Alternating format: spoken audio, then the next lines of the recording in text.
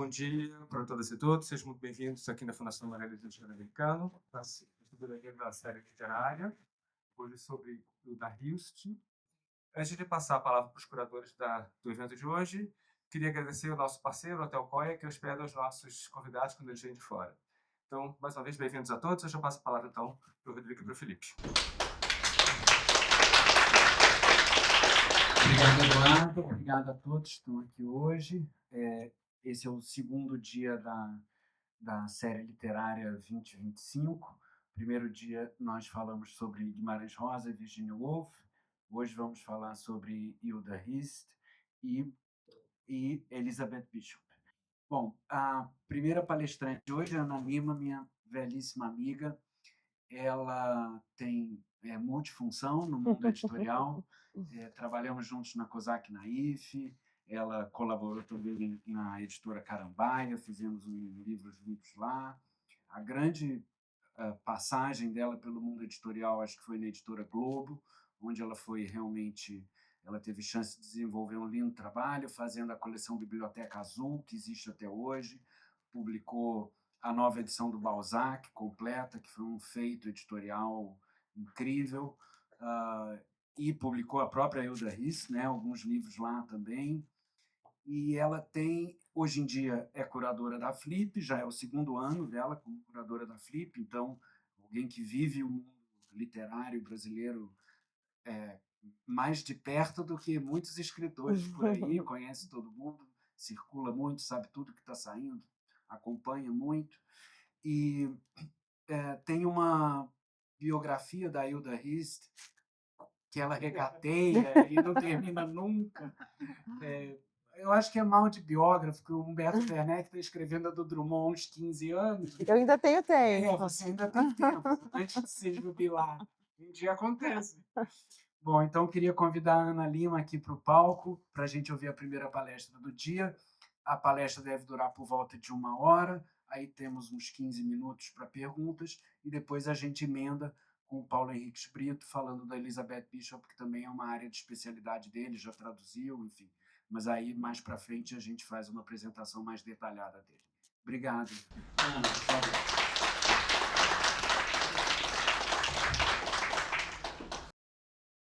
Eu queria começar agradecendo muito o Felipe e o Rodrigo, que quando me fizeram esse convite, eles me contaram que eles ficaram pensando que assim, a gente chamaram para falar da Hilda Hilst, do Dalton Trevisan, de quem...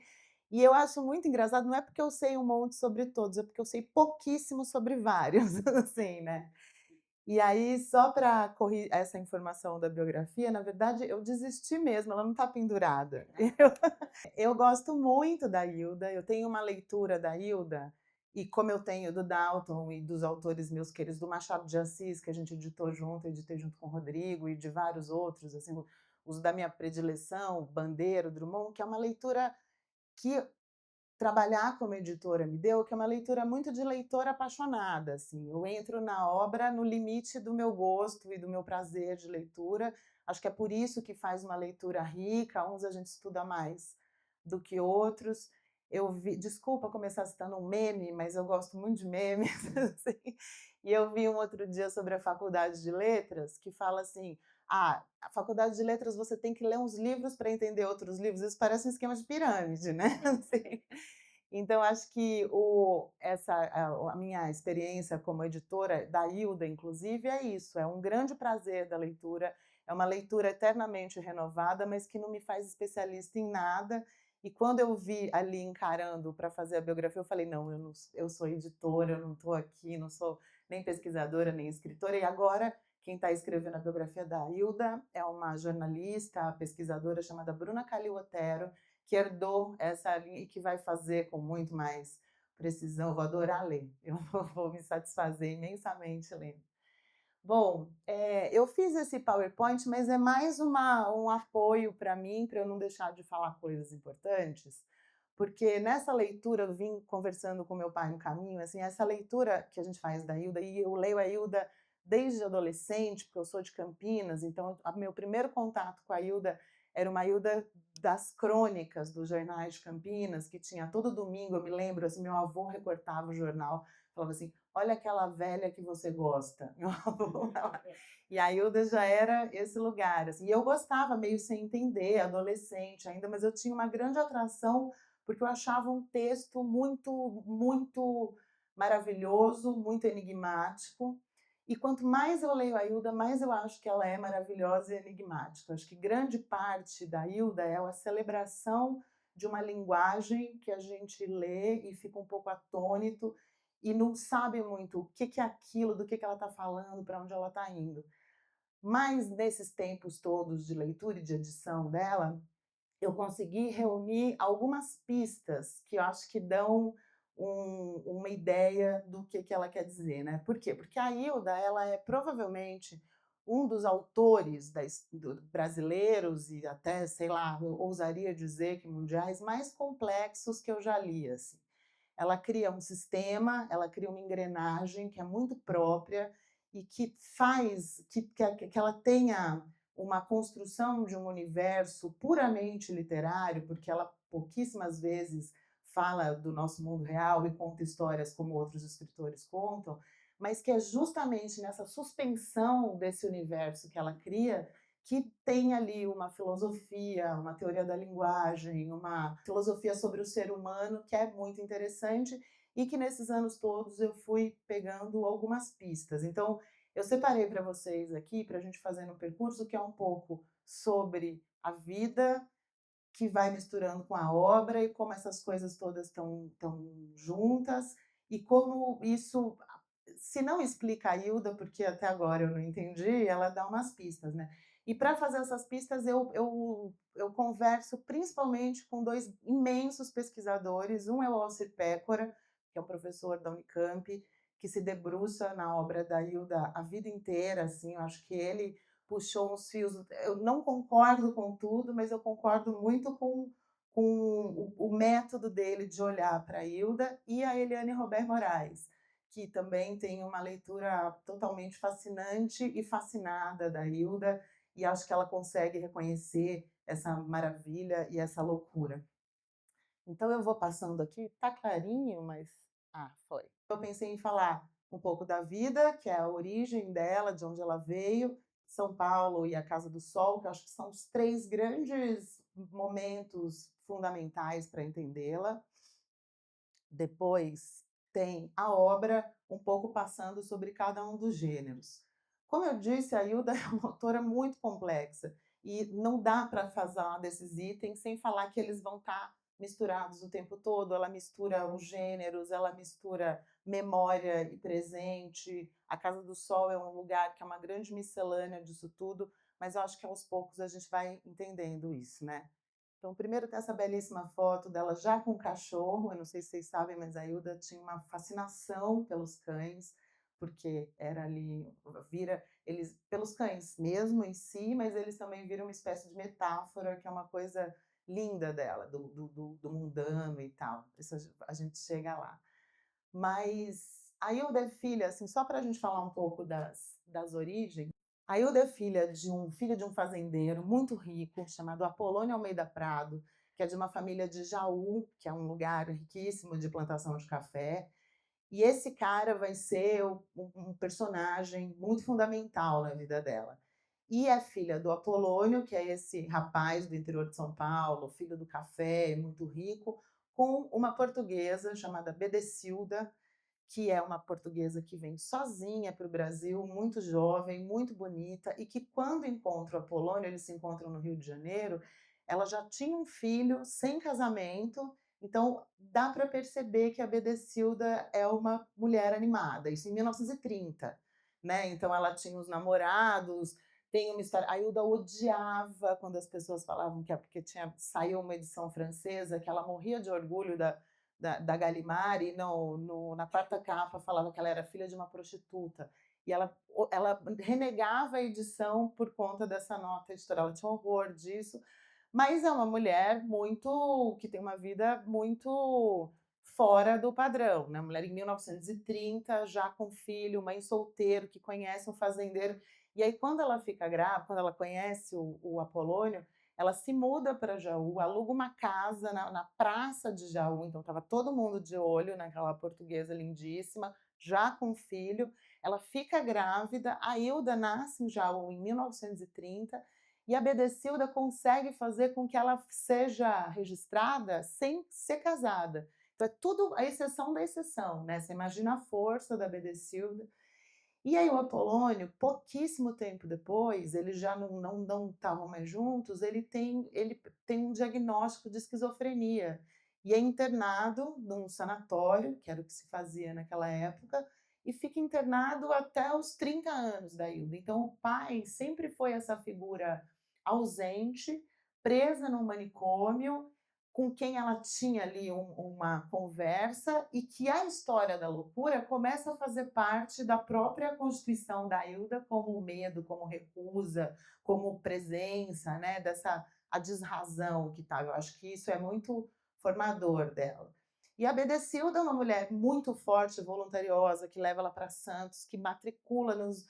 Eu fico pensando muito isso, assim, tem pouco documento, talvez a Bruna seja melhor pesquisadora do que eu, assim, tem muito documento sobre isso, mas assim, o que que era uma mulher, mãe solteira, com 2 filhos de cada pai, conseguirem matricular a filha no colégio super tradicional, como era o Santa Marcelina, e ir nas reuniões de pais sem ter que enfrentar nada por isso, assim, sem ter que enfrentar não, que provavelmente enfrentava, mas com toda a dignidade, e ensinava muito a Hilda, isso em 1940, que mulher precisa ser independente, precisa ter o próprio dinheiro e não pode depender de homem. Então isso, para mim, essa mãe é uma grande personagem, né. Eu acho que tem 1000 complicações em ler a Hilda, como eu já li em alguns lugares, como uma mulher feminista, né, o povo adora esse "à frente do seu tempo". Eu nunca sei onde é a frente do seu tempo exatamente, né. Mas de lê-la desse jeito, assim, era uma mulher independente, a feminista, tal, é muito difícil falar isso pela obra, mas eu acho que ela tem uma criação de uma independência que é uma coisa muito impressionante, né. Então ela vem desse lugar desse pai, que é de uma família super rica e tradicional, mas louco é a palavra que ela usa mesmo para dizer, né. Essa mãe independente, livre, que cria a Hilda para ser independente e livre, e vai fazer todos os estudos. Ela é super inteligente, a mãe obriga ela a estudar, ela estuda no colégio de freira, depois ela vai fazer direito na Universidade de São Francisco, que eu acho que é o que as pessoas de humanas faziam, né, assim, não tinha muitas possibilidades. E na faculdade ela conhece uma amizade que foi importante para o resto da vida, que é a Lígia Fagundes Telles, que era um pouco mais velha do que ela, e elas ficam fascinadas uma pela outra, pela obra, por ser outra mulher que escreve, por também ter esse movimento, assim. Então acho que vem muito daí, né. Então essa infância e juventude da Hilda passa por uma educação religiosa dos colégios de freira, por um rigor formal, mas por uma liberdade de criação, assim, que vão transformando, vão fazendo essa personalidade que é muito única e muito, eu acho engraçado que as minhas 2 avós são de 1930, como a Hilda, né, minha avó materna e minha avó paterna. E é incrível você pensar que elas são da mesma geração e tudo que a Hilda foi capaz de produzir, pela recusa inclusive de ter filhos, né, assim, acho que é isso um pouco à frente do seu tempo, né, uma mulher que estava ali pensando existências alternativas ao que era destinado às mulheres da época. Acho que talvez aí resida alguma espécie de feminismo. Eu vou falando, gente, se vocês quiserem, é muito conversa. Se alguém quiser fazer uma pergunta, me parar, às vezes eu vou rápido demais, fiquem à vontade. Bom, depois que ela se forma e que ela tem essa experiência mais, formal, tem anos de ouro em São Paulo, assim. Ela tem 20 e poucos anos, ela escreve, nesse período, que é um período curto de São Paulo, ela escreve, deixa eu ver se está aqui no próximo. Ó, de 1950, que é quando ela tem 20 anos, até os 36, que é quando ela se muda para a Casa do Sol, ela faz todos esses livros, todos de poesia. Ela ainda não começou a experimentar formalmente, como ela vai experimentar depois que ela vai para a Casa do Sol, mas ela tem uma vida muito frenética, com 1000 namorados, com 1000 festas. Ela morava numa casa no Pacaembu que ela ganhou de um dos namorados muito rico que ficou sustentando ela um tempo, contanto que ela pudesse ser livre das festas que ela queria. E ela conviveu assim com um universo em São Paulo de poetas, de revistas literárias, de artistas plásticos, de músico. O Mário Schember, que é o maior físico brasileiro, era muito amigo. E era um momento ainda pré-ditadura, porque quando ela vai encerrar essa fase de São Paulo em 66 e vivendo ali numa elite cultural de São Paulo, que eu acho que é muito rica. Uma coisa que eu acho engraçada, assim, da Hilda, que nessa época ela se manter tão autêntica, eu acho curioso, porque em 50 e 60 em São Paulo tinham muitas ondas literárias, o concretismo estava começando, tinham coisas importadas, tinham muitas filiações e muitos modos de muitas famílias literárias diferentes. E a Hilda nunca se filiou a nenhuma, nem antes nem depois. Eu acho que isso é uma curiosidade, assim, é uma autora que é tão importante, que tem uma obra tão consistente e que nem nunca reivindicou se filiar a nenhum movimento literário, como nenhum movimento literário reivindicou a Hilda. Ninguém fala, a Hilda foi importante porque participou aqui do nosso grupo. Ela tinha uma independência muito difícil de você ver, né? Porque desde os nossos grandes, imensos poetas, o Drummond, o Bandeira, o João Cabral, você consegue encaixar os nossos romancistas, né? Até quando é um encaixe meio torto, tipo chamar o Rosa de regionalista, né? Até que quando você faz essas coisas todas, assim, os movimentos reivindicam os nossos grandes nomes. E a Hilda sempre pairou muito isolada nessa cena cultural, apesar desse período em São Paulo em que ela convivia com muitas pessoas. Essas fotos belíssimas, essa e essa aqui, são fotos de um fotógrafo português chamado Fernando Lemos, que foi muito amigo da Hilda. Ela tem um poema lindíssimo que chama Canção ao Amigo, para o Fernando Lemos, e que está reunido nesse livro. Eu vou dar aqui para vocês, se vocês quiserem fazer, porque são muito bonitas as fotos. E são fotos de 59, então ela estava com 29 anos, já tinha publicado 8 livros, já era meio nas revistas literárias consideradas uma grande poeta da sua geração, e mal sabiam eles que mal tinha começado, assim, né? Dessa época, eu separei só um poeminha de um livro de 1960, quando ela tinha 30 anos, mais ou menos a época dessa foto, que é o Trovas de Muito Amor para um Amado Senhor, que é um livro belíssimo, muito de lírico, assim, de poemas muito apaixonados. Esse namorado devia ser um dos bons, assim, porque ela estava muito inspirada.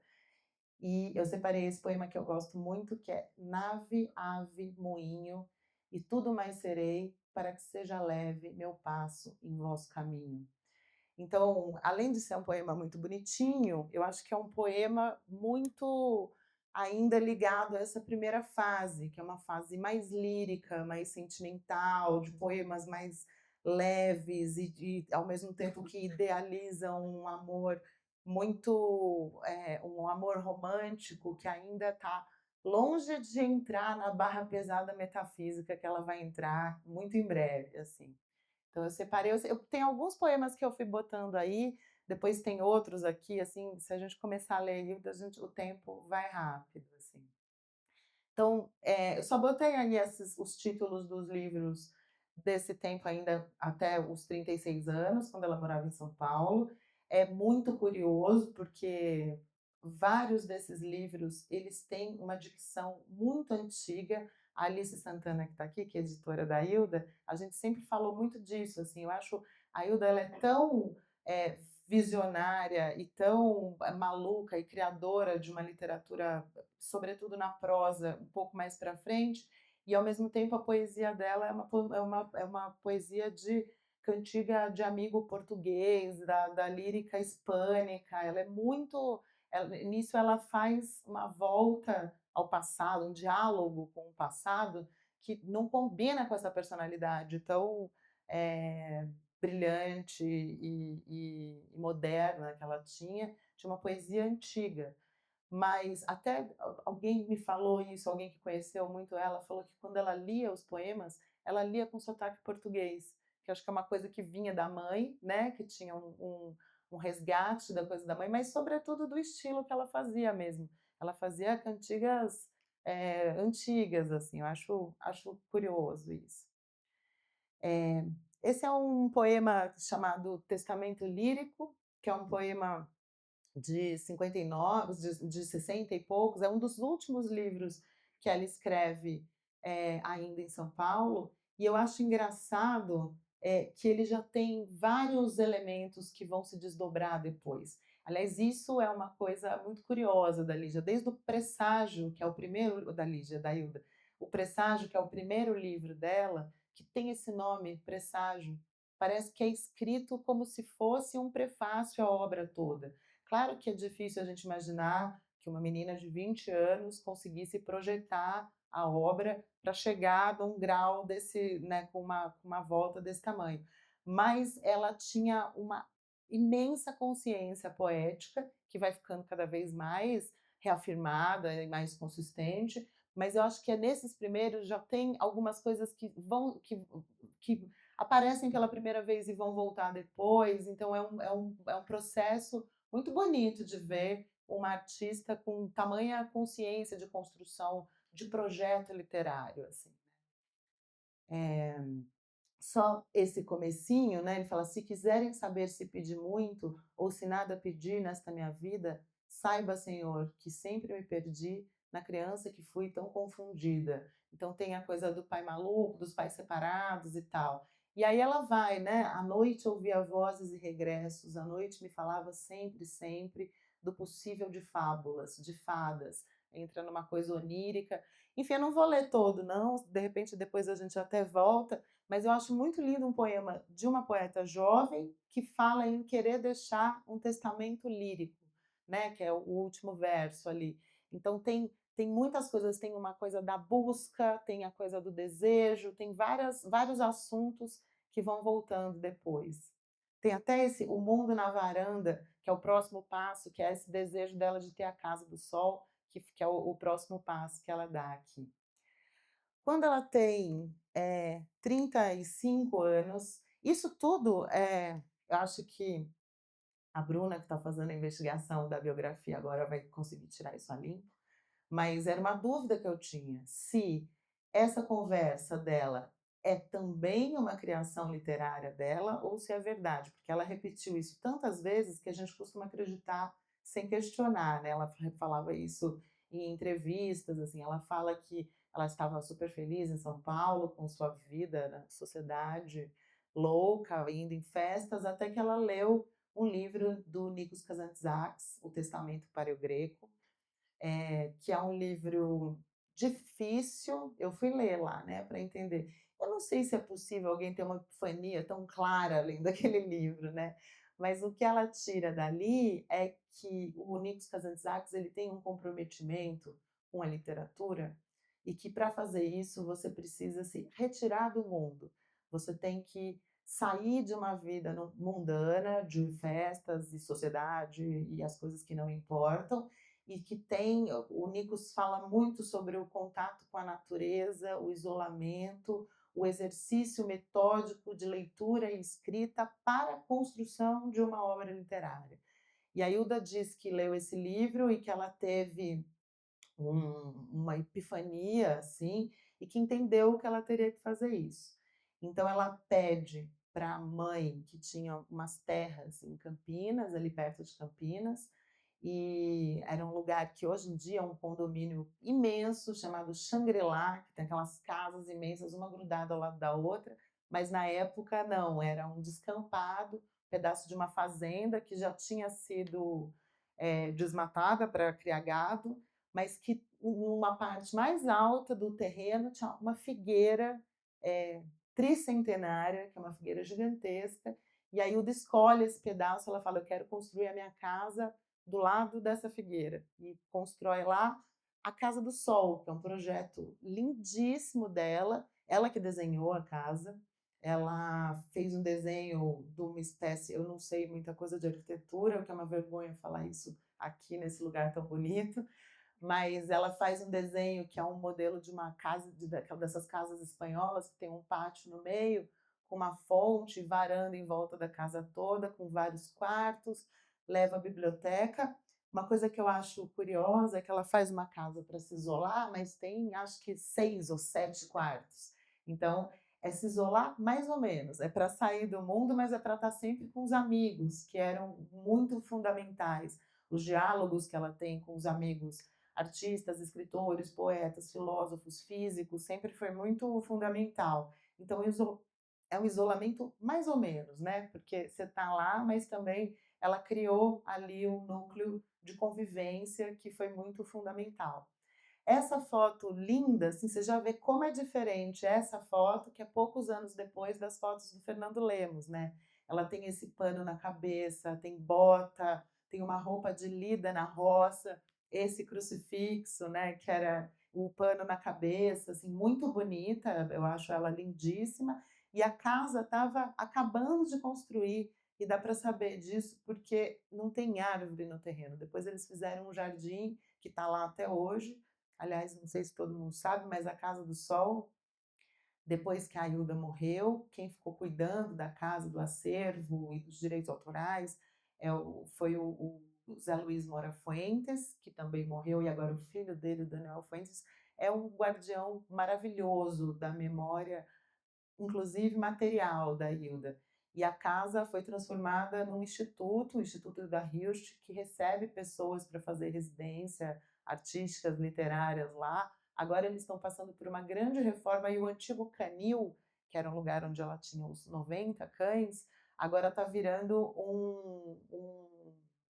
um centro de documentação, com climatização, com as coisas todas, o que é uma preciosidade, porque ela deixou muita coisa de papel, de livro. Os livros dela são incríveis, porque ela anotava muito, ela fazia desenhos, ela escrevia poema e ela conversava com os autores. Esse exemplar do Testamento para o Greco, do Nikos Kazantzakis, que está lá, é uma maravilha, assim, tem 1000 desenhos, 1000 coisas grifadas, o que para quem estuda a Hilda é uma baita dica, assim, de ler um livro e olhar para onde ela estava prestando atenção, né? O que ela pegava ali daquela leitura. Então, quando ela vai para a Casa do Sol, ela tinha acabado de se casar com o Dante, que foi o único namorado, parceiro, companheiro com quem ela foi casada de fato. O Dante era um sujeito belíssimo que, como ela mesma contava, ela pegou passando na Rua Augusta, viu passando, falou: vem cá, levou para casa, ele levou para jantar, foi uma paixão fulminante.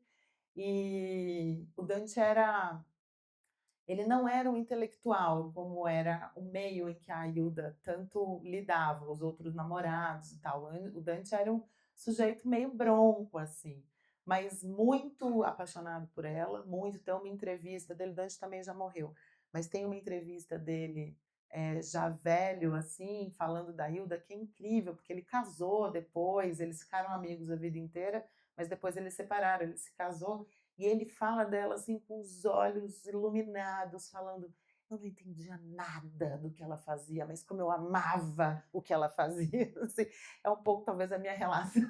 Assim, eu e o Dante. É que eu tento um pouco mais. E ela muda com o Dante é um trabalhador braçal, fazia umas esculturas que tem lá na Casa do Sol, umas esculturas, umas toras de madeira, esculpia uns santos imensos, assim, e ergueu essa Casa do Sol com ela, né? Claro, tinha uma equipe, mas o Dante foi muito executivo disso. Eles tiveram um casamento muito amoroso, eles eram muito amigos, se cuidavam muito a vida inteira. Ele cuidou dela, ele era guardião da Hilda, assim. Então, ela se casa com Dante, eles constroem a casa, tem essa história da figueira, e o que eu acho bonito é porque eu já falei aqui algumas vezes, e que para mim é muito importante na Hilda, que é a constituição de um projeto literário. Ela tinha um projeto na cabeça, e para mim a Casa do Sol é quase um outro gênero literário em que ela também trabalhou. É a construção de uma. É quase um romance dela, assim, porque eu acho que eu botei fotos aqui. Bom, isso aqui é um pedacinho do Kadosh, que é um livro que vem depois, mas que fala da relação da casa. Ela diz: ai, meu senhorzinho, se me matam, desaparece a casa de água e da andorinha, essa extensão de mim. Casa que não foi feita para morar, mas para ser pensada. Casa, caminho, morada, existindo dentro de mim. Acho que é muito bonito dessa relação dela. Esse aqui é o pátio interno da Casa do Sol, que é um dos lugares mais bonitos, assim, é uma delícia, é um lugar de convivência, tal, e tá lá, dá para visitar. E essa é a sala, tá ruim de ver, né, mas assim, a sala é cheia de lembrança de Badulac, de coisas de todas as religiões. Então tem um terço, uma coisa de umbanda, uma coisa de cristal, horóscopo, é assim, é uma casa barroca, como são os textos da Hilda.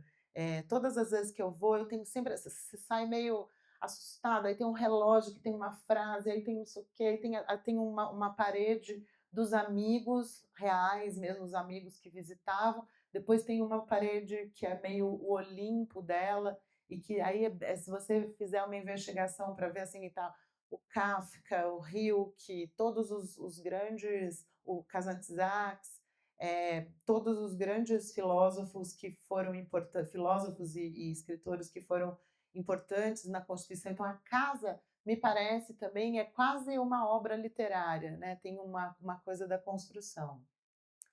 Essa é ela sentada lá, plena. Tem um quadro dela ali, com a jovenzita ali no canto, que é um quadro que está lá também, que é bem bonito.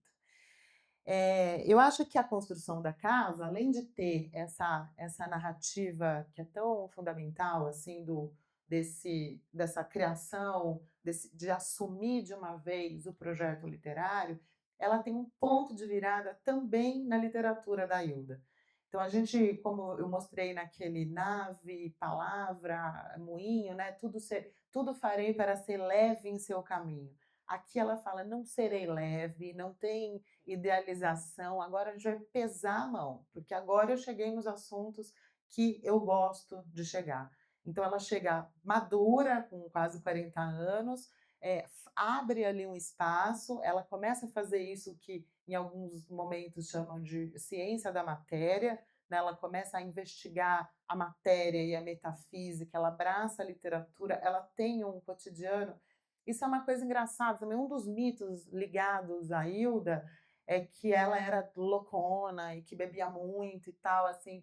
Até onde eu sei, as pessoas que conviveram mais com ela, assim, ela tinha um momento que ela abria um vinho ou ela tomava um uísque à noite, mas ela tinha um cotidiano absolutamente regrado, de acordar cedo nessa casa, ela ficava horas na cama lendo, ela tinha um tempo de leitura imenso, aí ela levantava, tomava, sentava para escrever, escrevia todos os dias. Então tem uma coisa da disciplina que a vida da Casa do Sol dá, que é muito fundamental, é uma coisa sem distração, né? E ela, todas as pessoas que iam lá passar um tempo, ela botava na rotina dela. As pessoas começavam a ler as coisas, a ler em voz alta, ou liam as produções, tinha uma conversa literária e tinha acho que a palavra mesmo é essa disciplina no caos dessa cabeça louca, mas principalmente o tanto que ela era disciplinada nessa consciência. Tem uma palavra solta aí no meio que é queda, que eu acho que é uma metáfora disso, assim, de ser uma menina que fazia poemas líricos e amorosos e desejando o amor leve, ideal, e quando ela chega na Casa do Sol, ela fala, não, agora vai começar um negócio sério aqui. E, para isso, ela começa a fazer uma investigação muito interessante sobre forma, porque antes de ir para a Casa do Sol, ela só escreveu livros de poemas, só escrevia em poesia. E quando ela chega na Casa do Sol, ela vai pensar outras formas de texto e de literatura. Então é aí que se desdobra, além da poesia, o teatro e a prosa. Eu separei um trechinho do Ricardo Domenech, que é um texto que ainda não foi publicado, até onde eu sei, mas que está citado pelo Vitor Ehringer no pós-fácil da Poesia Completa, que é um texto muito bonito do Vitor Ehringer sobre ela. E ele cita esse trecho do Ricardo, que é: se a poesia de Hilda Hilst apresenta uma limpidez sintática que aproxima da prosa, a sua prosa lança mão de uma densidade semântica que geralmente associamos à poesia. Esse é um jeito muito elegante do Domenech dizer que tudo é uma grande confusão, que se na poesia a gente consegue entender até uma narrativa, a poesia da Hilda tem personagens. Quando ela fala poemas para o anjo, trovas de muito amor para um amado senhor, isso você tem personagens, você sabe que o eu lírico até é mais fácil tirar o eu lírico de um poema da Hilda do que da prosa, porque na prosa vira tudo um caos que a gente geralmente associa mais à poesia, que é uma necessidade de decifração, de entender o que aquilo quer dizer de um jeito meio caótico. E ela faz esse trânsito entre prosa e poesia de um jeito muito rico, muito único e muito genuíno, assim. Esses aí são os livros que ela começou a publicar depois de ter ido na Casa do Sol. Eu estou vendo que esses slides estão meio fora de ordem, mas a gente vai de repente eu volto a eles. Ali em negrito tem um Exercícios para uma Ideia, que é o segundo livro, assim.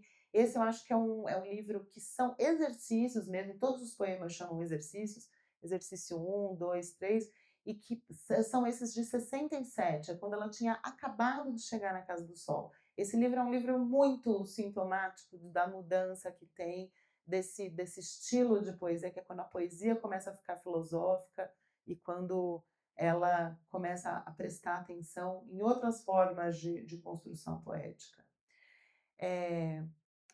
Você vê, ela chega lá em 67, na Casa do Sol, e em 2 anos ela escreve essas 8 peças de teatro.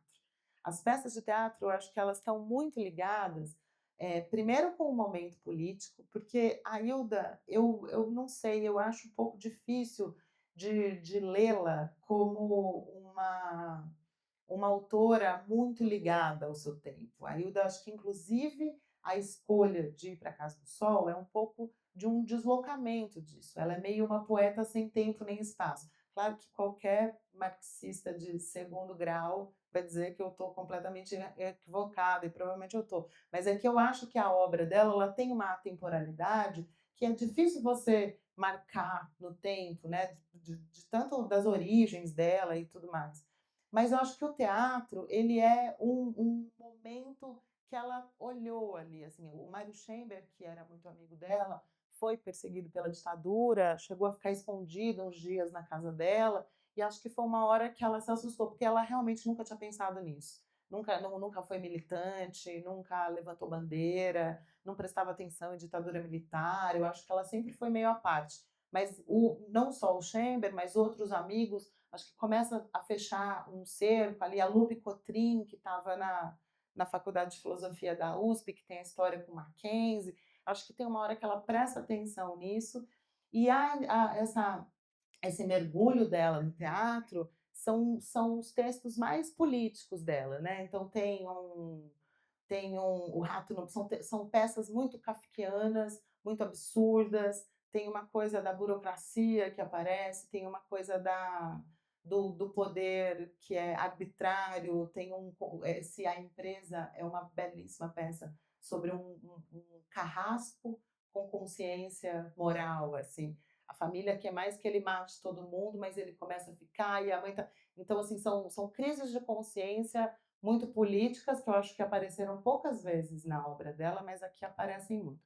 Bom, essa é uma leitura que eu faço, achando que é uma coisa política. O Pécora, ele vê esse tempo, esse mergulho, esses 2 primeiros anos de Casa do Sol, fazendo 8 peças de teatro, como um ensaio para a prosa, né? Que ele vê bem essa passagem da poesia para a prosa, e a prosa cresce imensamente depois desse período, e até ouso dizer que ela ganha maior importância depois disso, assim, é onde estão os textos mais filosóficos e mais consistentes, e o Pécora vê que o teatro foi como se fosse um estágio de passar do texto absolutamente poético para a prosa. Enfim, são belíssimas peças, curtinhas, todas boas de ler, e, se eu não me engano, muito pouco montadas. A Hilda tem montagens teatrais históricas, tem o Caderno Rosa de Larilambe, com a Yara Janra, que ficou em cartaz anos, foi censurado, voltou, é um super sucesso. Tem a Obscena Senhora D, que é sempre montada, tem o Cadós, tem muitas montagens da Hilda, mas as peças, curiosamente, eu nunca vi nenhuma, assim, eu adoraria ver uma dessas montagens. E aí os livros de prosa, que começam com Fluxo Floema, que é um livro único na literatura brasileira, eu acho. É difícil falar assim. Todos os livros da Hilda são difíceis de você falar a sinopse. Que história é essa? Quem que é o personagem? Quem está narrando? O Fluxo Floema é particularmente difícil, né? Mas eu acho que é essa construção da linguagem impressionante que ela vai fazendo com coisas que são muito fundamentais. Quando ela entra para isso, que é um pouco aquilo que eu falei que é uma espécie de descer de uma poesia mais ideal para as investigações que estavam interessando a ela naquele momento, primeiro que ela tem essa imensa mistura dos gêneros, né, que o Pécora chama de anarquia dos gêneros, que eu acho que é muito boa essa, essa expressão, porque não é só uma mistura, ela é realmente uma anarquia, uma coisa. Paula Henriques, bom dia. Então, ela tem a poesia, o teatro, a prosa, além desses três, em que ela publicou os livros e é onde ela desenvolve mais a obra, tem as crônicas, que podem ser, tem crônicas que são belíssimas, mas tem muita bobagem, assim, bobagem que eu digo porque é coisa muito de circunstância, de comentando o tempo, as notícias, de um jeito caótico, como eu imagino que ela fazia isso, comentava o tempo. Ela fala de novela, fala do preço das coisas, reclama da corrupção no Brasil, é assim, é bem quando você consegue ver o que devia ser a sala de jantar dela comentando as coisas, mas ao mesmo tempo ela consegue tirar ali, aqui, assim, crônicas que são incríveis, cheias de questionamentos, cheias de perguntas, que são as perguntas que aparecem também na poesia. E um quinto gênero, que não sei se a gente pode chamar assim, mas para mim particularmente eu acho que é muito precioso, são as entrevistas dela.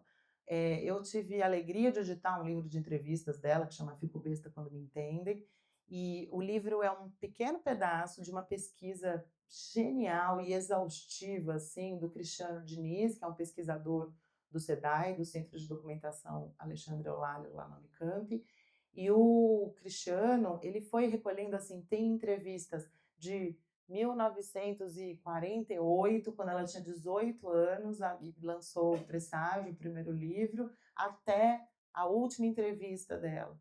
E é impressionante como você vai lendo as entrevistas também são a construção de uma personagem que não é muito bem a Hilda, assim, ela fala o que ela quer dizer em qualquer momento. Ela é mentirosa, ela é truqueira, ela fala que não se importa com uma coisa que você sabe que ela se importa, ela se desmente de uma para outra, ela muda de opinião magistralmente, assim, mas é uma construção de uma persona que, para quem nunca leu Hilda Hilst, talvez seja um jeito mais fácil e mais gentil de se aproximar dela, né? Porque quando você chega no texto, você tem às vezes essa dificuldade. Então acho que tem assim 5 gêneros literários em que ela se espalhou, muito diferentes entre si, todas falando desse grande sistema dela, mas que eu acho que fazem muito sentido. Isso é um trechinho desse livro Fico Besta Quando Me Entendem, de uma das entrevistas, que ela não aceita não ser entendida. Ela fala, na verdade, nesse trecho, ela fala: fico besta de ver como as pessoas não entendem o que escrevi e que ela se recusa a dar explicações e tal. Bom, então só um resumo. Como está o tempo? Eu estou falando demais? Eu estou sem relógio. Tá. Bom, então a gente está entendendo como que ela vai construindo essa grande engrenagem e que as engrenagens, na verdade, são sempre espécies de diálogos que ela vai travando. Tem o diálogo entre os tempos da poesia, que é essa mulher tão moderna, tão altiva, tão independente, vai fazer com as canções de amigo do trovadorismo lírico, com os poemas hindus, com a lírica latina, ela cita muito Catulo, o John Donne, o Neil Hilke, então ela tem um diálogo que é muito precioso com a própria história da poesia, com uma coisa que a gente pode chamar de poesia universal.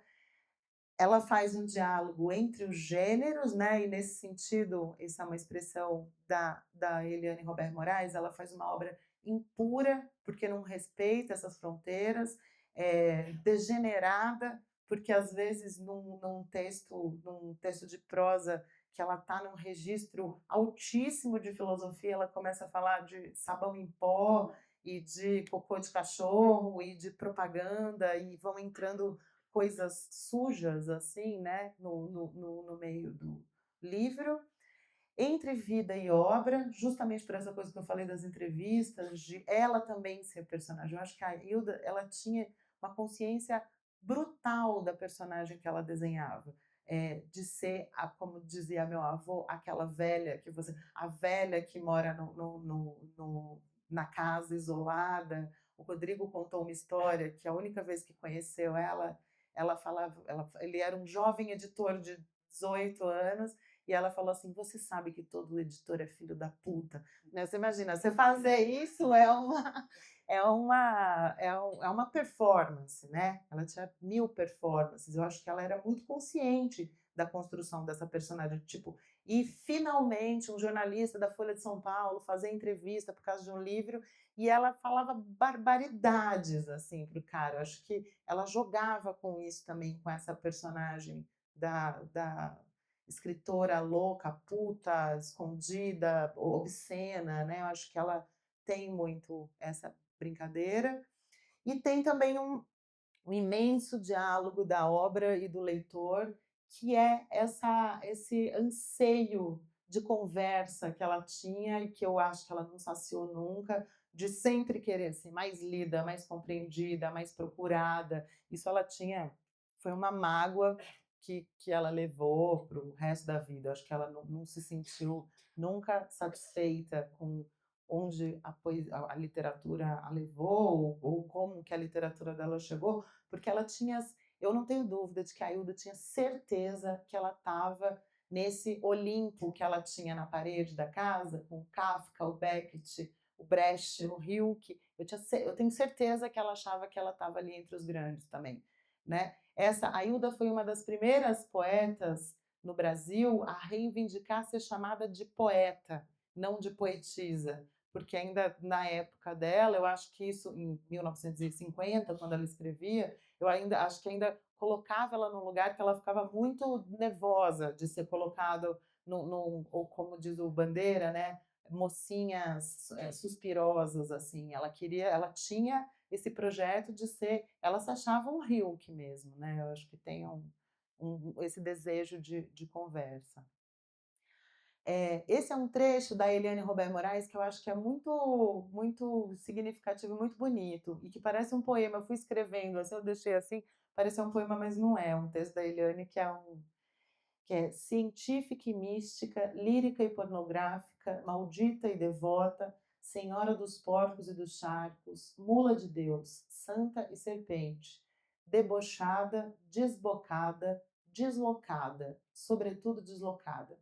Eu acho que esse trecho da Eliane, ela resume lindamente e todos esses termos, na verdade, são colhidos nas obras da Hilda.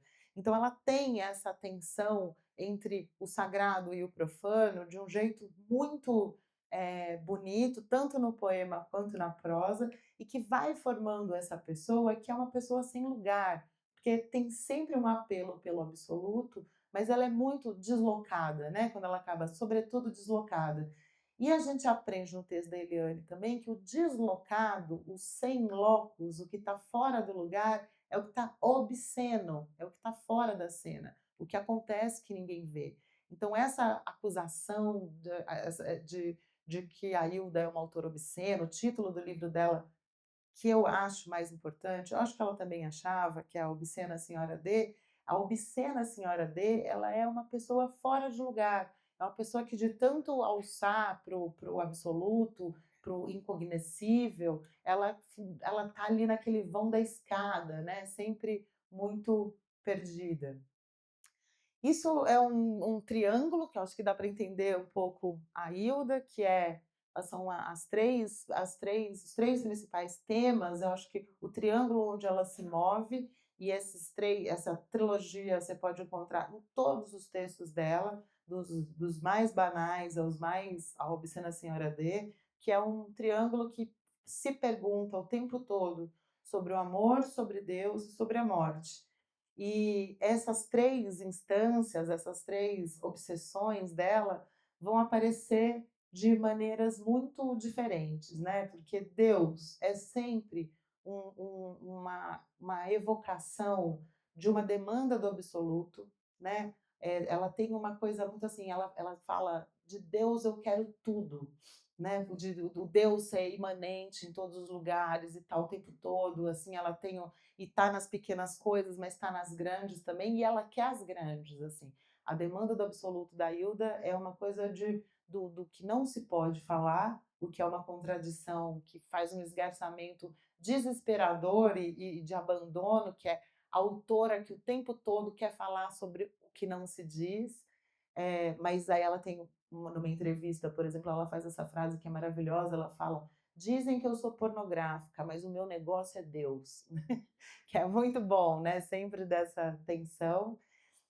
A morte, com quem ela tem uma relação linda, porque não é um medo, não é o desespero do mistério, mas é abraçar a morte, né? Tem uma metáfora que aparece o tempo todo que ela sempre está chamando a morte para dançar. E aí ela usa uns apelidos, deixa eu ver se estão aqui. Não, tem um pouquinho mais para frente, tem um poema lindo que ela evoca a morte de um jeito assim, ela chama a morte de cavalinha, que é uma coisa assim, que vem trotando devagar, né? Tem sempre um livro belíssimo chamado Da Morte, Odes Mínimas, e que ela tem essa intimidade. Então a morte, na verdade, ela é quase um alento, ela não é uma coisa terrível. Deus é muito mais terrível do que a morte, assim, para ele, né? Então é o Deus ao contrário. E o amor, né, que também acho que cabe totalmente nessa ambiguidade que a Eliane fala tão bem naquele trecho, porque o desejo é sempre o desejo de algo que não está lá, né? Então o desejo ele sempre quer conquistar uma coisa que está distante. Então, se o desejo lá nos poemas primeiros do Tempo de São Paulo, eles têm esse lirismo e essa idealização, ele começa a ficar doloroso quando chega na Casa do Sol, porque ele é o reconhecimento de que nunca vai ser saciado.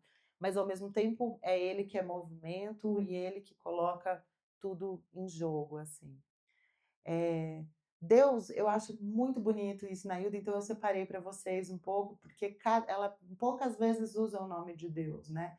Mas ela dá apelidos para ele de um jeito que diz muito sobre isso. Isso é colhido em vários poemas e prosa também, que é o quase sempre assassino, o sedutor nato, aquele outro, o nada, o luminoso, o nome, o sem nome, o tríplice acrobata, o cão de pedra, o frio comediante, o infundado, o grande louco, a grande face, o guardião do mundo, ama mas crucifixa, cara fria, cara cavada, cara escura, máscara do nojo, grande incorruptível, porco menino construtor do mundo, escaldante, obscuro. Acho que são lindos. Isso é uma coisa que ela vai. Cada poema ela evoca esse Deus com essas. Eu acho lindo como pode ser do cara escura, né, pro porco menino construtor do mundo, assim. Isso aqui é uma epígrafe de um livro que é bem evocativo de Deus, que chama Poemas Malditos, Gozosos e Devotos, e ela usa uma epígrafe da Simone Weil, que ela fala: pensar Deus é apenas uma certa maneira de pensar o mundo. Então, é a mesma coisa. Deus está o tempo todo em todas as coisas, e acho que disso vem também, eu não sei quem aqui conhece, a pira que ela tinha com tudo que é esotérico, né? Então ela tem uma coisa que é uma obsessão científica, ela lia muitos cientistas, ela adorava física, estudava física, mas ao mesmo tempo ela acreditava em tudo. Ela acreditava em horóscopo, numerologia, Deus, anjo, era assim, ela é uma ecumênica como diz o compadre Quelemem no Grande Sertão Veredas, ela fala desse negócio de religião, eu bebo água de todo o rio, né? Então ela era espírito, ouvia as vozes, ela tinha essa ânsia de chegar no absoluto, que é um pouco um jeito de pensar no mundo.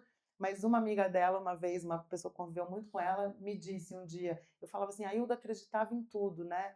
E essa amiga falou assim, porque quem acredita em tudo não acredita em nada. Eu tenho essa frase até hoje, assim, eu acho que é um lugar dela do desespero que passa um pouco por aí, né? A morte, que esse é um poema muito bonitinho, está dividido assim, porque ela fala desses vários nomes de que ela chama a morte, né? Te batizar de novo, te nomear num trançado de teias e, ao invés de morte, te chamar insana, fulva, feixe de flautas, calha, candeia, palma, por que não? Te recriar nos arco-íris da alma, nos possíveis construir teu nome e cantar teus nomes perecíveis. Palha, corça, nula, praia, por que não?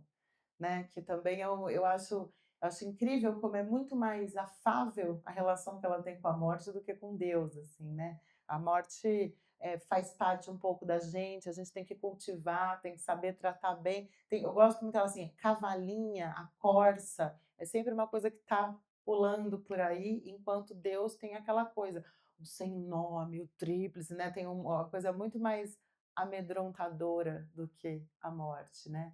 E esse é um finalzinho de um poema da morte, que é os cascos enfaixados para que eu não ouça teu duro trote. É assim, cavalinha, que virás me buscar? Então tinha esse medo, assim, dela não ouvir, né? Ela fala assim, eu não quero ouvir a morte chegando, eu quero só que ela passe e me leve, mas tem uma leveza, tem um afeto, assim, que eu acho bonito. E o desejo, para terminar um pouco essa tríplice obsessão dela, esse poema é um poema belíssimo, que está no livro chamado Do Desejo, e que resume muitas coisas da Hilda, né? Que fala, quem és? Perguntei ao desejo. Respondeu, lava, depois pó, depois nada. Então, no desejo, ela tem essa busca que também nunca chega, porque quando chega, ela já não é mais desejo, e a necessidade de ser um corpo desejante dividido entre esses dois tipos de corpos e de metáforas, né? Então, quando ela vai falar do desejo metafísico, daquele que é ideal, que é lindo, que é um animal nobre como o unicórnio e que não existe, ou as aves da noite, que tem esse lugar mais distante do etéreo, quando ela vai falar do desejo físico, ela desce para o que há de mais animal. E aí ela vai falar do cão, do macaco, do cavalo e do porco. Porco é uma metáfora muito importante para a Hilda e que ela sempre fala assim, acho que no Estar Sendo Tem Sido, ela fala procurar o porco, o desejo é porco, procurar o porco. Não, não é corpo, é porco. Né? Então, assim, esse fugidio que quase escorre de uma palavra para outra, mas que, de repente, apresenta uma verdade muito óbvia. Né? Acho que ela gostava muito, uma das pessoas, dos autores que está no panteão dela ali na casa, que tem os quadros, é o Wittgenstein, que é um filósofo, e que o Wittgenstein, uma das coisas que ele fala assim, uma gota de gramática pode dissipar toda uma nuvem metafísica. Eu acho que a Hilda ela tem isso, ela fala, só de você trocar o corpo por porco, você já está resolvendo uma coisa, é isso, é porco mesmo, é baixo, é onde nós estamos, né? Então, assim, esses três buscas muito terríveis dela, né, por Deus, pela morte e pelo desejo, ela são as palavras em D que eram tão importantes para ela, tanto que ela batizou a sua personagem do seu livro, talvez sua obra-prima, que é a Obscena Senhora D, que é D de derrelição, né, que é uma palavra muito bonita para falar justamente sobre desespero, desamparo, abandono, né? Então, isso ela fala, estamos desamparados, somos órfãos, vivemos no desamparo. É esse lugar de não ter nem o Deus que a gente compreende, nem o corpo que a gente deseja e que vai seguir desejando, e nem uma morte que está ali que é a cavalinha com os cascos de algodão que a gente não consegue ouvir. Para dar uma encerrada, eu não quero falar demais para a gente passar, eu queria que vocês também fizessem perguntas, se alguém quiser. Esse é um texto que chama 5 pistas para a prosa de ficção da Hilda Hilst, que está também nessa edição da Companhia das Letras. É um texto do Alcir Pécora, e que ele fala de coisas muito fundamentais, né? Ele fala isso que a gente já conversou um pouco da anarquia dos gêneros, que tem os romances, as memórias e todas as coisas que vão entrando ali ao longo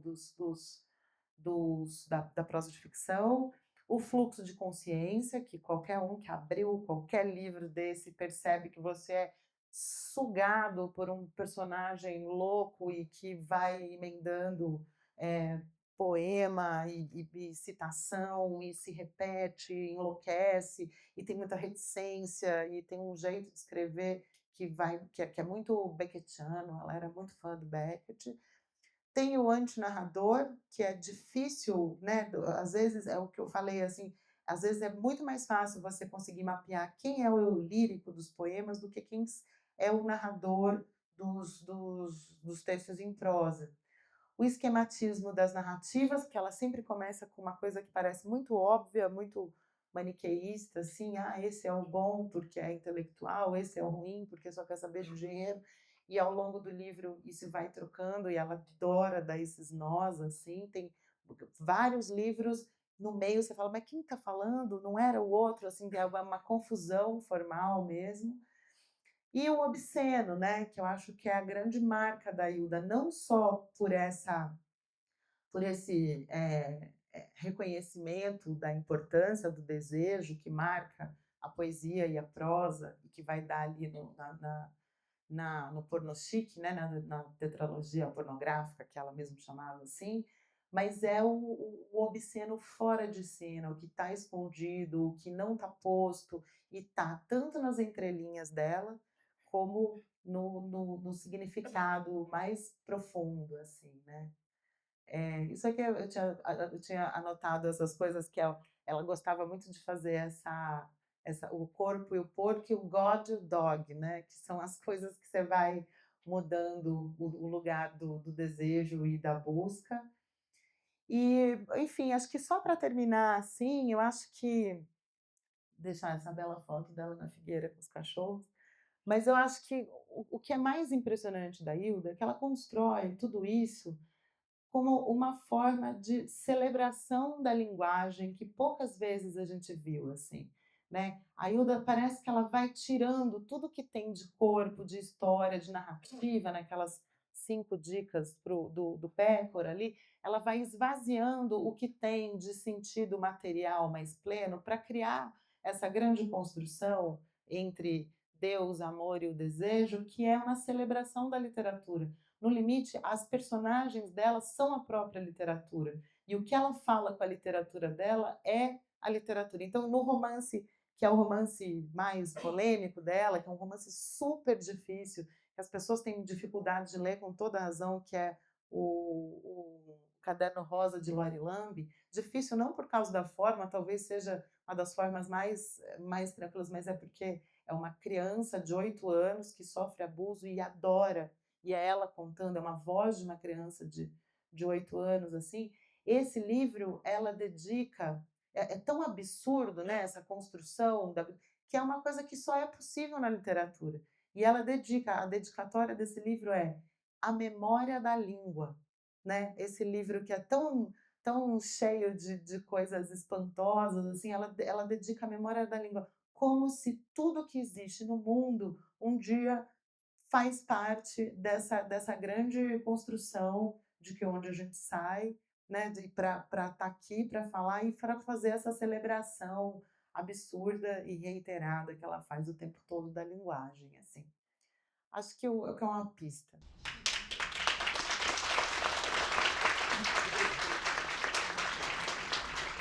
Obrigado, foi incrível. Assim, como você... Algumas coisas desses últimos 5 pontos aí do Pécora me fez pensar o que aproxima e o que distancia a Hilda da Clarice, por exemplo. Nossa. 2 minutos. Não sei, difícil, né? Eu acho que a Clarice... Nossa, Rodrigo, obrigada. Não sei, é muito diferente, né?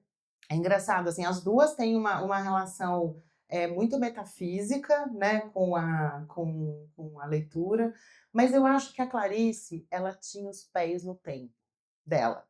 Por mais que ela seja metafísica, no Lustre, no Paixão Segundo GH, ela é uma mulher que está pensando as coisas que estão acontecendo. Ela está falando, nem que seja, da possibilidade da existência da subjetividade de uma dona de casa nos anos 50.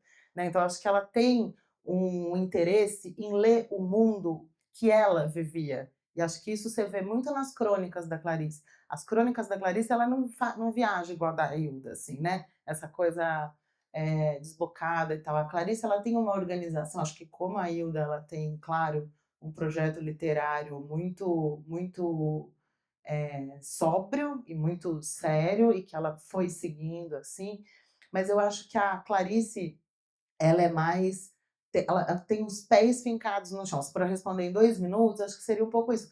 A Hilda jamais escreveria A Hora da Estrela, né? Que é um livro super político, social, com uma crítica incrível e tal. Assim, eu acho que a Hilda, ela tá no mundo das ideias mesmo. Assim, ela tá muito mais perto do John Donne do que de Madureira, assim, né? Eu acho que ela tem esse deslocamento dela, ele é tão feroz assim que ela realmente assim, eu acho que é isso, que o único momento em que entra o tempo na Hilda são as peças de teatro, que é quando ela fala, eu preciso fazer alguma coisa, meus amigos estão sendo torturados. Agora, os meus amigos, se não chegasse também, não chegava, assim, ela era muito etérea nesse sentido.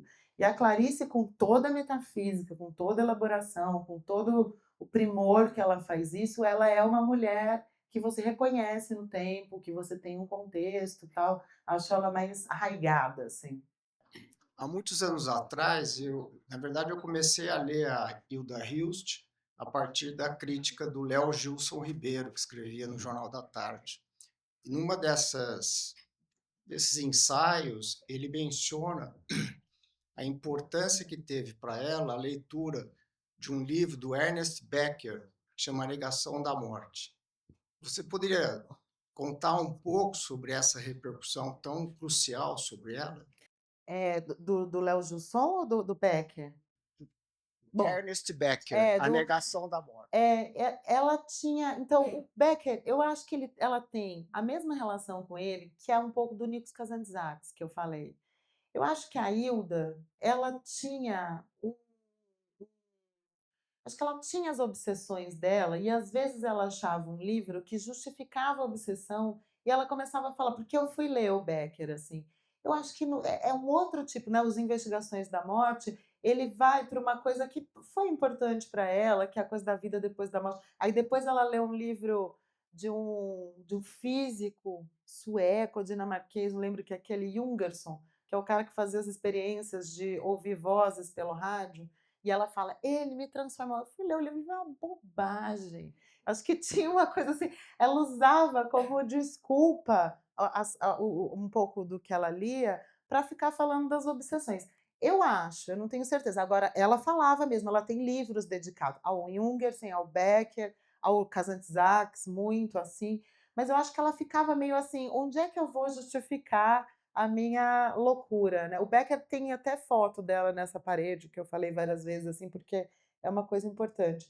Agora, o Léo Jusson, que eu acho interessante, né? Porque realmente ele foi um grande crítico da Hilda, muito colado a ela, muito atento a ela, assim, e muito fã, ela adorava, porque ela tinha essa coisa caótica, desbocada e mil histórias que ela botava jornalista para correr, mas ela tinha tanta urgência de ser reconhecida como uma grande autora que toda vez que passava o Léo Gilson Ribeiro, o Pécora, e elogiava, ela falava, agora vai. E ela precisava, imagina, do reconhecimento da academia, porque ela achava que isso ia.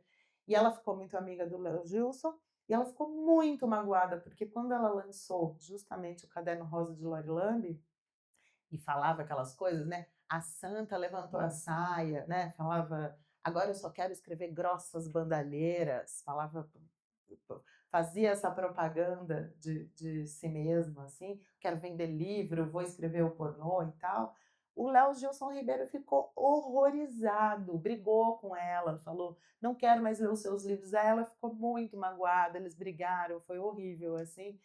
E ele não entendeu, né? O Pécora mesmo diz isso. O Pécora ele acha que é um equívoco ler esses livros da tetralogia obscena, do pornô chique, como ela mesma chamava, de ler isso como uma coisa à parte e obscena e fora da cena da Ida Hilst. Porque, na verdade, ele acha que ali estão realizados todos os recursos dela no seu esplendor, assim, né? É uma leitura do Pécora. Enfim, acho que é isso. Acho que ela usava todo mundo como desculpa para falar o que ela queria, na verdade.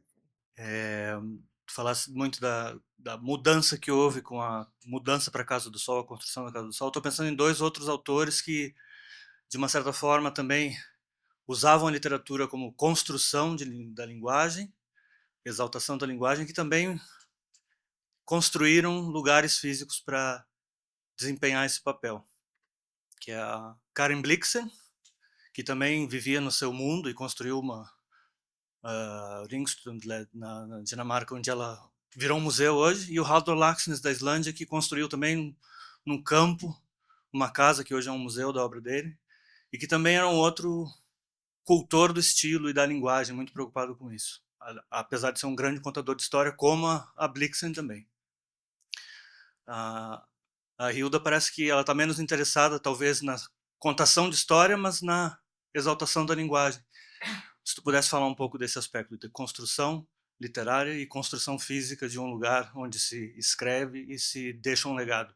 É muito bom. E tem outros, né? Tem o Neruda, que tem aquelas 3 casas incríveis, tem o Raduan Sakya para Fazenda, tem o Salinger, Tolstói, né? Que construiu. É um privilégio, né? Não é todo mundo. Uma das coisas que eu jamais conseguiria terminar a biografia da Hilda, porque eu não tenho uma casa para escrever, assim, para ter ficado na Casa do Sol, assim. Eu não sei, eu falei isso muito sinceramente ali no começo, porque eu acho que a Casa do Sol é mais um gênero literário que ela desenvolveu. Não sei se alguém já foi lá, assim, tem esse prazer, acho que dá para ir, se agenda uma visita, assim, é um lugar muito especial mesmo, assim, eu gosto muito de casa de escritor, né? Assim, já fui em algumas, eu sempre fico muito emocionada de ver. O Rodrigo começou falando que eu editei o Balzac, eu fui na casa do Balzac, assim, eu tinha de ver a marca da caneta na mesa, assim, eu gosto demais disso. Mas a da Hilda tem uma coisa diferente, que tem gente morando lá, né? Hoje ela é um instituto, está super preservado, tem essa parte da reserva técnica que está sendo terminada de reformar agora, mas a Olga, ela mora lá, que era uma amiga da Hilda, que era viúva do Mora Fuentes, que morou há muitos anos com ela lá, e ela está lá. Então é uma casa que tem cheiro de café, de pão no forno, e aí você tá ali naquela casa um pouco também, é um jeito de você entender como que era esse cotidiano. Uma coisa que eu não falei e que eu acho que é um dos nomes de Deus da Hilda é a superfície de gelo ancorada no riso, que é uma frase para mim absolutamente misteriosa, eu não faço a menor ideia do que isso quer dizer, mas eu acho que ela tinha a coisa da risada e do riso que não tá, acho que o único livro mais engraçado da Hilda é justamente o Caderno Rosa de Lorilambe, porque é um escracho, mas não tem um humor nos escritos da Hilda. E, ao mesmo tempo, todas as pessoas com quem eu converso, que conviveram com ela, a primeira coisa que falam é assim, ela era muito engraçada. Você fala, mas como engraçado? Ela era muito engraçada. Mas o que ela falou? Não, ela era muito engraçada. Então fica um mistério desse negócio, que é uma busca, a coisa da busca do humor da Hilda, para mim é um pouco que ela buscando Deus, assim, né? Onde está esse humor? E que uma das definições é isso, é uma superfície de gelo ancorada no riso, né, então ela tinha essa busca, assim, e eu acho que a casa se tem um dos gêneros literários onde a gente pode ver que o humor faz parte, é a casa, porque é um pouco engraçado, tem um relógio escrito com os ponteiros deslocados, escrito "és mais tarde que supões", é cheio de recados, assim, os bonequinhos, as coisas que ela gostava, aí tem lá umas coisas do sânscrito, de repente tem um Mickey, né, eu acho que é um pouco essa construção. Mas eu acho muito bonito de ver a casa como um lugar de construção literária também. E, puxa, se eu pudesse desejar alguma coisa a todos os escritores do mundo, é que todos pudessem, como o Leonardo Frois, por exemplo, né? O Leonardo é um cara que construiu a casinha dele lá e voou como poeta com esse tempo de poder fazer isso, assim. Obrigado, Ana. Gente, obrigado.